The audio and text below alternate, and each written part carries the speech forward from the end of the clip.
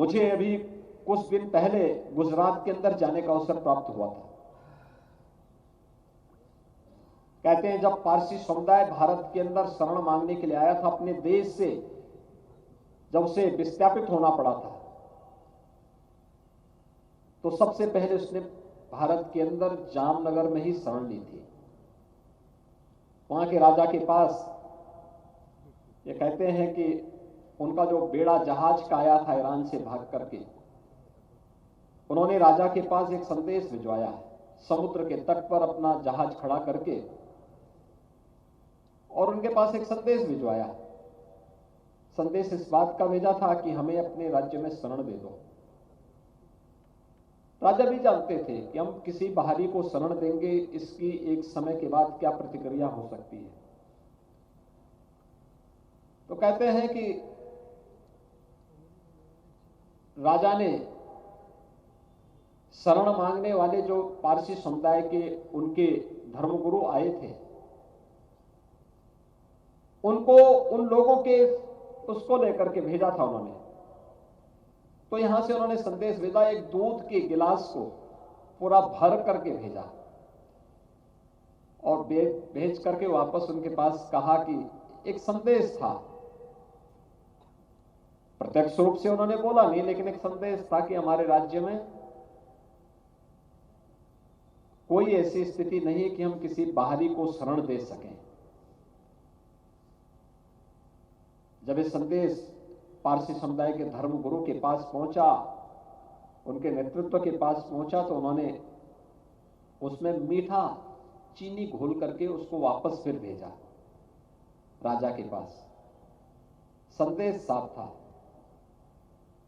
उनका संदेश साफ था कि हम भारत के अंदर वैसे ही रहेंगे जैसे दूध में चीनी मिल करके रहती है। यानी हम कोई भार नहीं बनेंगे, हम बल्कि एक नई उपलब्धि के साथ भारत के विकास में योगदान देंगे। और आप देख रहे होंगे पारसी समुदाय भारत के विकास में उसी मजबूती के साथ जुड़कर काम कर रहा है। भारत के सबसे बड़े उद्योगपतियों में टाटा का नाम हम याद करते हैं, बड़े सम्मान के साथ लोग लेते हैं। भारत के विकास के लिए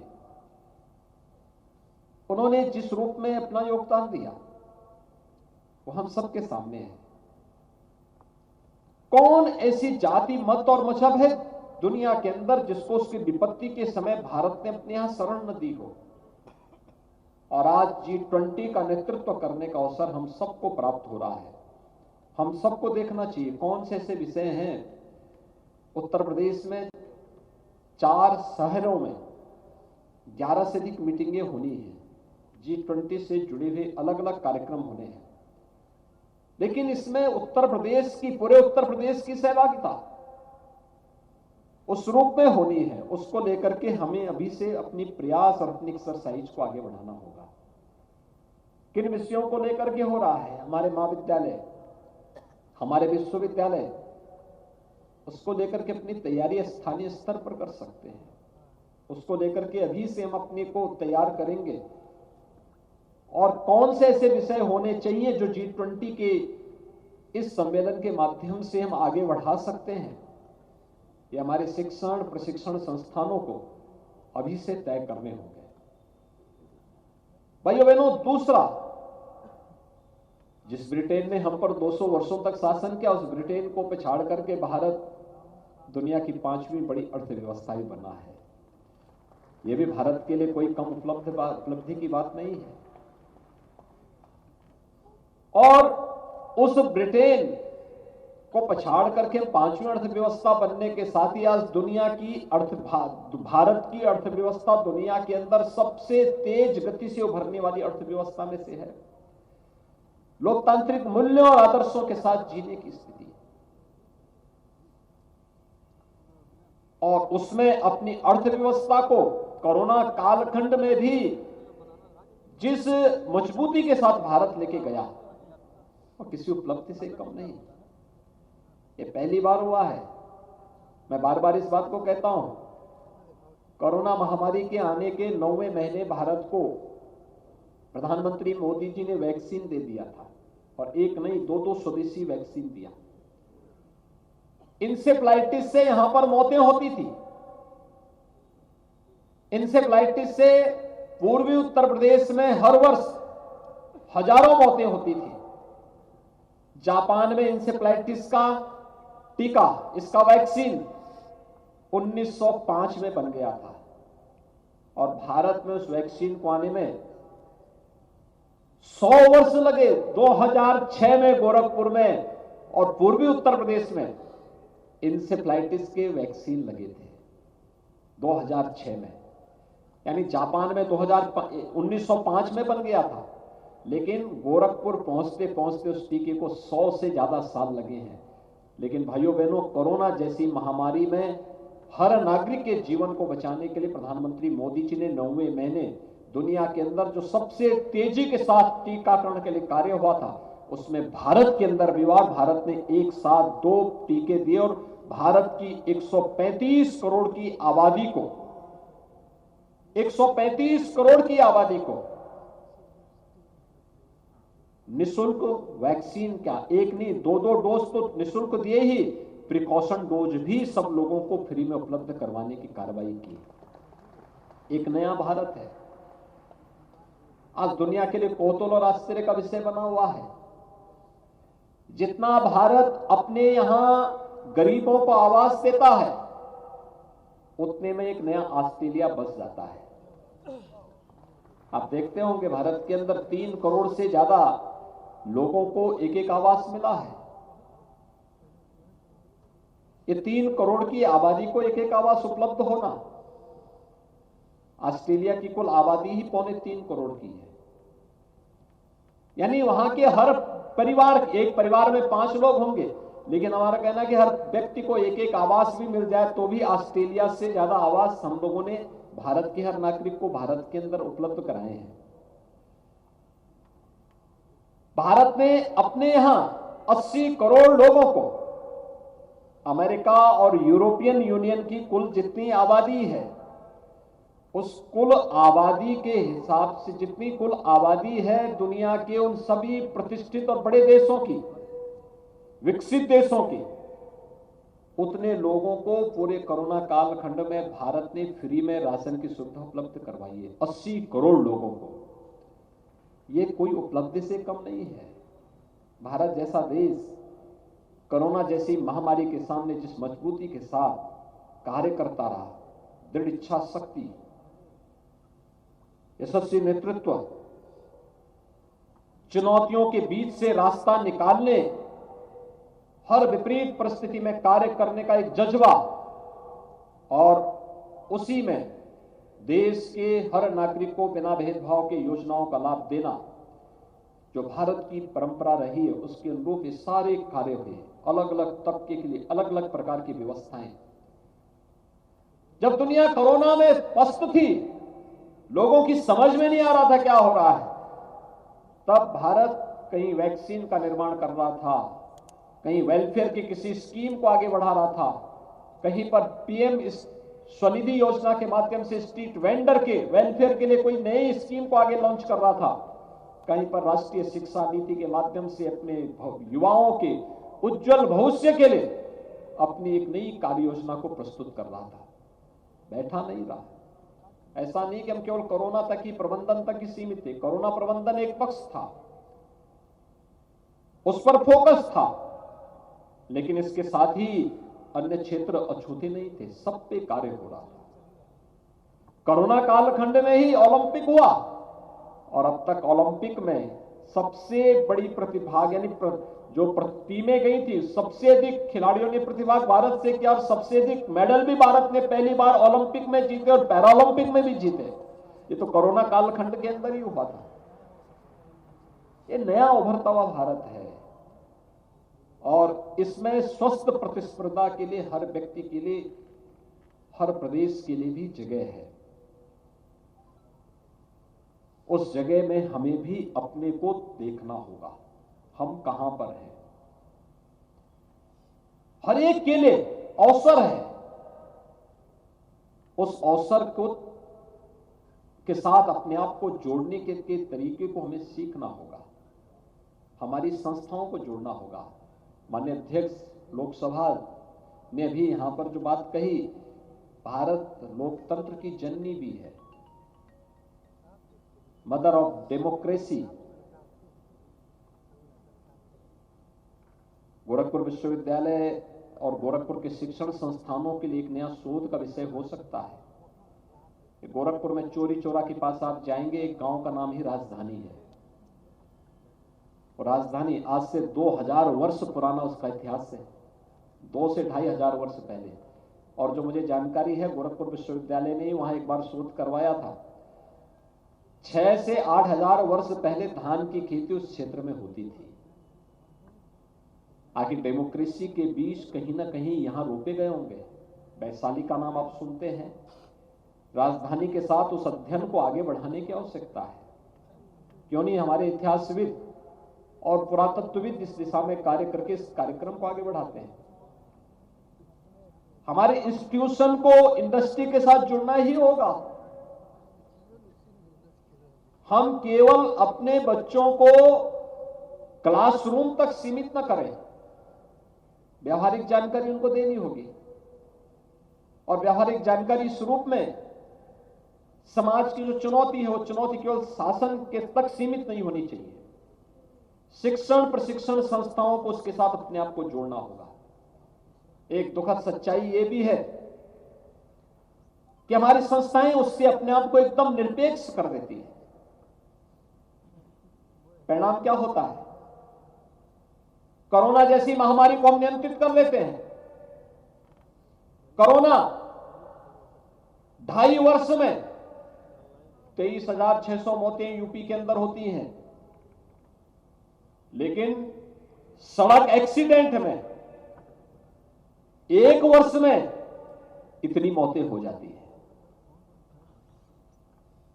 आखिर सड़क एक्सीडेंट से होने वाली मौत का कारण क्या है?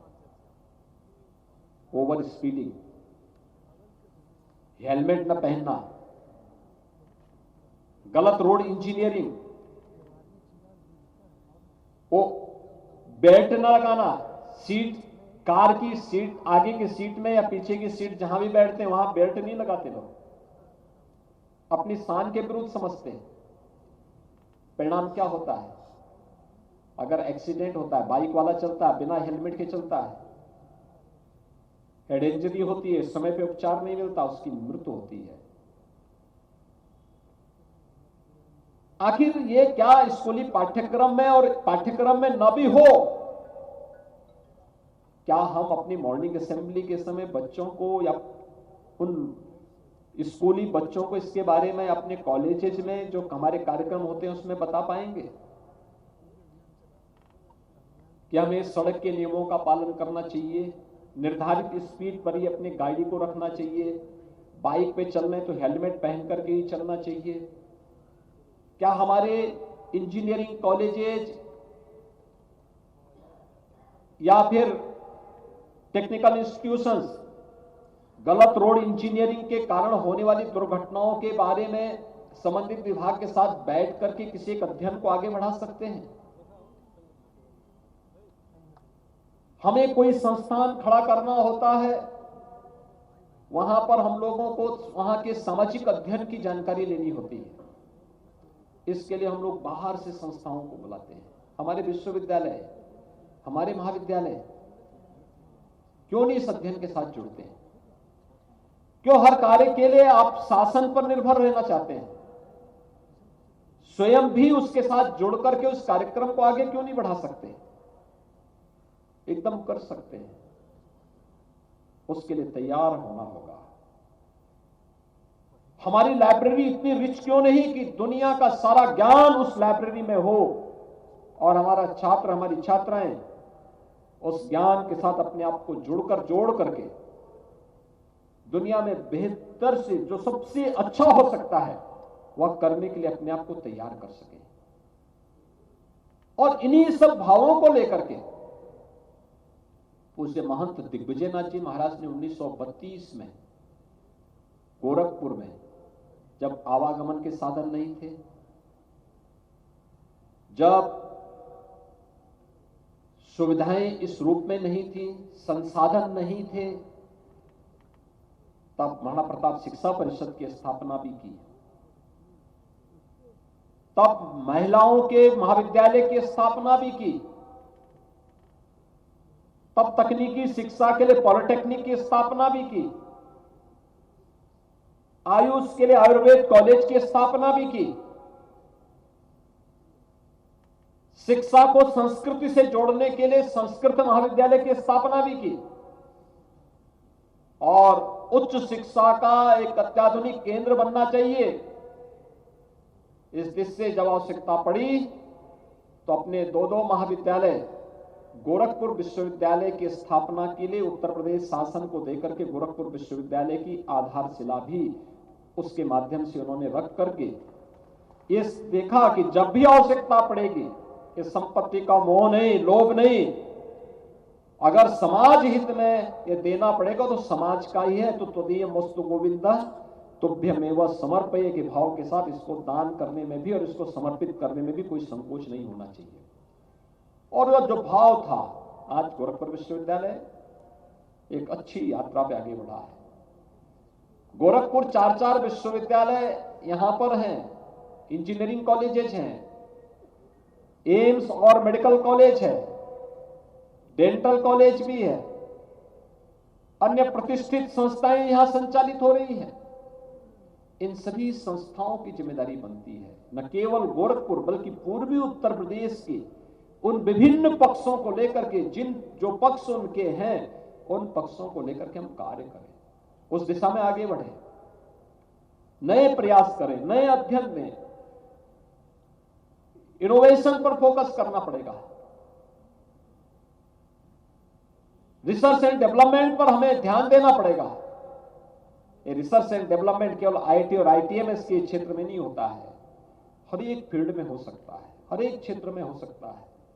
उस दिशा में हमें प्रयास करना होगा और साथ साथ स्पोर्ट्स की दृष्टि से भी बहुत संभावनाएं गोरखपुर में है। कभी गोरखपुर के पहलवान दुनिया के अंदर धूम मचाते थे, अब हम लोगों को इस दिशा में प्रयास करना होगा। गोरखपुर की कबड्डी की टीम बहुत अच्छी मानी जाती थी, हमारी संस्थाएं इससे निरपेक्ष क्यों हो गई? यहां पर नदी है, पर्याप्त जल संसाधन है, स्विमिंग में बच्चे आगे बढ़ सकते हैं, नौकायन में हम पारंगत हो सकते हैं, शूटिंग में हम यहां के बच्चों को आगे बढ़ाने के लिए प्रेरित कर सकते हैं। संस्थाओं को अपने स्तर पर प्रयास करना होगा। अगर प्रयास आपके स्तर पर होगा तो शासन भी इस मामले में सहयोगी बन सकता है, बहुत बड़ा योगदान दे सकता है। हमें कुछ प्रयास तो करने पड़ेंगे, स्पोर्ट्स के लिए हमें तैयार होना होगा, तमाम अन्य कार्यक्रमों को एक साथ आगे बढ़ाना पड़ेगा। और मुझे प्रसन्नता है ये जो 4 से 10 दिसंबर तक के कार्यक्रम होते हैं, ये सभी प्रकार की गतिविधियों की, ये बौद्धिक भी होता है, शारीरिक और मानसिक कार्यक्रमों के साथ भी हर एक छात्र छात्रा को जोड़ने का कार्यक्रम होता है, नृत्य और गायन के साथ भी इसको जोड़ा जाता है और साथ साथ स्पोर्ट्स की हर एक गतिविधि का केंद्र बिंदु यहां पर यह अवसर बनता है। 4 से 10 दिसंबर के बीच जो विभिन्न प्रतियोगिताएं हुई हैं या वर्ष भर में महाराणा प्रताप शिक्षा परिषद और उससे संबद्ध संस्थाओं के विभिन्न संस्थाओं में जो भी कार्यक्रम हुए हैं, उससे योग्यता छात्रवृत्ति भी प्रदान आज की जाती है। समय अभाव के कारण सभी छात्र छात्राओं को मंच पे बुलाना कठिन होगा। जहां पे योग्यता छात्रवृत्ति का होगा तो वहां पर संस्था को एक साथ पूरी योग्यता छात्रवृत्ति दी जाए। लेकिन मेरा आग्रह होगा संस्थाओं से कि वह रविवार के दिन, कल रविवार हो, रविवार के दिन अपनी संस्था में सभी छात्र छात्राओं को बुलाएं और योग्यता छात्रवृत्ति सभी छात्र छात्राओं को, उन सभी छात्रों के सामने, छात्र छात्राओं के सामने अपने योग्यतम छात्र छात्राओं को उसका वितरण करें। इसको एक औपचारिकता न बनाएं, चुपचाप बुला के मत दो। पुरस्कार देना है सार्वजनिक कार्यक्रम के माध्यम से देना चाहिए, जिससे अन्य छात्र छात्राएं भी प्रेरित हो सकें, आगे बढ़ सकें। और वह एक बड़ा कार्यक्रम, क्योंकि अगर सभी छात्र छात्राओं को यहाँ पे बुलाने लगेंगे 3 से 4 घंटे लग जाते हैं। इसलिए कार्यक्रम की सीमा और मर्यादा होती है, उस मर्यादा के अंदर सारे कार्यक्रम संपन्न हो सकें। लेकिन सभी छात्र संस्थाएं अपने बच्चों को, अपने स्कूली बच्चों को, अपने कॉलेजेस के सभी छात्र छात्राओं को अपने कॉलेज कैंपस में एक साथ इसी प्रकार का समारोह करते हुए योग्यता छात्रवृत्ति और अन्य प्रकार की जो भी छात्रवृत्तियां दी जाती हैं उन सब का वितरण अगर सार्वजनिक रूप से करेंगे तो स्वाभाविक रूप से अन्य छात्रों के अंदर भी उस प्रकार के भाव जागृत होंगे, उनको भी एक नई प्रेरणा प्राप्त होगी। यह एक अवसर होता है हमारे लिए अपने आप को साबित करने और अपने लोगों को बताने का। हमारे सामने एक अवसर भी होता है अपने संस्थापकों के प्रति कृतज्ञता ज्ञापित करने का और साथ साथ वर्तमान और भविष्य की रूपरेखा को तैयार करने का। महाराणा प्रताप शिक्षा परिषद अगले 10 वर्ष के अंदर अपने शताब्दी महोत्सव का आयोजन करेगा। शताब्दी महोत्सव किस रूप में होना चाहिए और कैसा होना चाहिए, इसकी रूपरेखा, इसकी कार्य योजना अभी से तैयार करना। जो पूर्व राष्ट्रपति आदरणीय श्री रामनाथ कोविंद जी ने कहा था, क्या हम इस दिशा में प्रयास कर सकते हैं? सिटी ऑफ नॉलेज के रूप में गोरखपुर को स्थापित करना। भारत के अंदर इस संभावना है। भारत अतीत में सब कर चुका है, नेतृत्व दे चुका है दुनिया को। तो आखिर भारत की कोई सिटी को तो उस नॉलेज सिटी के रूप में अपने आप को स्थापित करना ही होगा। और आज के परिप्रेक्ष्य में अगर हम इस पर कार्य करना प्रारंभ करेंगे तो बहुत कुछ अर्जित किया जा सकता है। मैं आज के इस अवसर पर उन सभी छात्र छात्राओं को जिन्होंने महाराणा प्रताप शिक्षा परिषद के विभिन्न कार्यक्रमों में प्रतिभाग किया है, उन सबको हृदय से उनका मैं अभिनंदन करता हूं। जिन्होंने अपनी अपनी प्रतियोगिता में अच्छा स्थान प्राप्त किया है, उन सबको मैं बधाई देता हूं और विश्वास व्यक्त करता हूं कि बाकी हमारे अन्य छात्र छात्राएं भी हिम्मत मत हारें। याद रखना, बहुत बार पराजय भी जीवन में सफलता का एक नया मार्ग दिखाता है। बहुत बार ये होता है। मैंने आपके सामने कहा था ना, 4 तारीख के कार्यक्रम में पूर्व वायुसेनाध्यक्ष आए थे। वो फाइटर पायलट से उन्होंने अपनी सर्विस प्रारंभ की थी और भारत के परमाणु ऊर्जा के जनक, देश के पूर्व राष्ट्रपति डॉक्टर एपीजे अब्दुल कलाम जी ने अपने कैरियर की शुरुआत फाइटर पायलट से करने के लिए उन्होंने उस समय प्रयास किया था, लेकिन उन्हें सफलता प्राप्त नहीं हुई। यानी उदाहरण आपके सामने है कि बहुत बार विफलता व्यक्ति के लिए, भावी जीवन के लिए सफलता की एक नई मंजिल लेकर के प्रस्तुत होता है। विपरीत परिस्थितियों में हिम्मत न खोना, चुनौतियों से जूझने के लिए सदैव अपने आप को तैयार करना। अगर चुनौती है तो मान करके चलिए कि आपको एक नया अवसर दे रहा है, उससे घबराने की आवश्यकता नहीं। और तीसरा, इस बात को मानना कि सफलता मिली है तो इसको मेंटेन करना एक बड़ी जिम्मेदारी आपके ऊपर है। विफलता मिली है तो एक नया अवसर आपको दे रहा है, आप इस नए अवसर का लाभ लेकर के सफलता की एक नई कहानी लिख सकते हैं। और उन सभी छात्र छात्राओं से उन सब के प्रति मेरी शुभकामनाएं हैं। वे नई सफलता की कहानी के लिए अपने आप को तैयार करेंगे। जिस भी क्षेत्र में उन्होंने प्रयास किया था उसमें उन्हें अवश्य सफलता प्राप्त होगी। मैं एक बार फिर से यहाँ पर महाराणा प्रताप शिक्षा परिषद के इस मुख्य समारोह में माननीय लोकसभा अध्यक्ष जी आज आए हैं, उनका, अन्य समागत अतिथियों का हृदय से स्वागत करता हूं और आप सबके प्रति अपनी शुभकामनाएं देता हूं। धन्यवाद।